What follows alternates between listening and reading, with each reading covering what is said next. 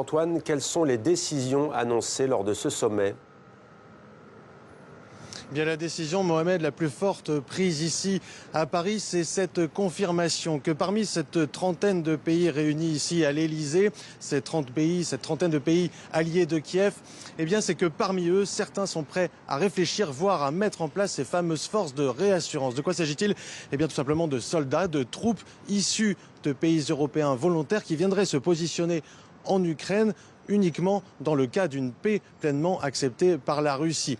La coalition précise ici qu'il ne s'agit pas d'une force de maintien de la paix, ni de forces qui viendraient se substituer aux troupes ukrainiennes, mais bien des forces qui viendraient garantir précisément cette paix. Et dans la bouche du président français, qui s'est fait le porte-parole de ces pays réunis ici à l'Elysée, qui viendrait aussi dissuader toute nouvelle éventuelle agression de la Russie. Le président français a ainsi annoncé l'envoi dans les jours prochains d'une équipe issus des états-majors de Londres et de Paris à Kiev afin d'établir ce que pourrait être l'armée ukrainienne d'après la paix, mais aussi d'établir précisément géographiquement où pourraient se positionner ces forces, ces contingents militaires envoyés par ces pays européens volontaires. Et vous allez le voir, vous allez l'entendre dans la bouche du président français, cette idée sur cette question. Il y a clairement un axe Londres-Paris qui se dégage.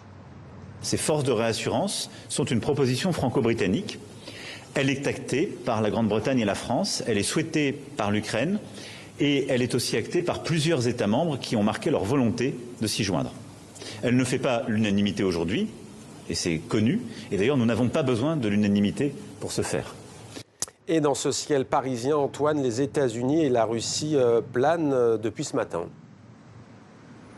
Oui, c'était l'autre enjeu de ce sommet, Mohamed, à savoir pour les Européens envoyer un message au monde, mais surtout à Washington et à Moscou. Washington et Moscou qui discutent sans eux en direct sur le sort de l'Ukraine. Là-dessus, on a pu déceler un renforcement dans la fermeté du message envoyé vis-à-vis du Kremlin, avec notamment une unanimité sur la non-levée des sanctions tant qu'il n'y aurait pas de paix.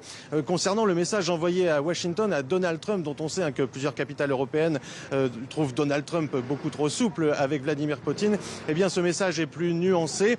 Emmanuel Macron, le président français, a rappelé qu'il avait eu Donald Trump avant le sommet, qu'il l'aura ce soir afin de lui faire part des décisions prises ici à Paris, même s'il a aussi précisé que dans le cadre du plan de paix qui serait proposé par les Européens, eh bien ce plan de paix s'écrirait selon deux scénarios, avec le soutien ou pas des Américains.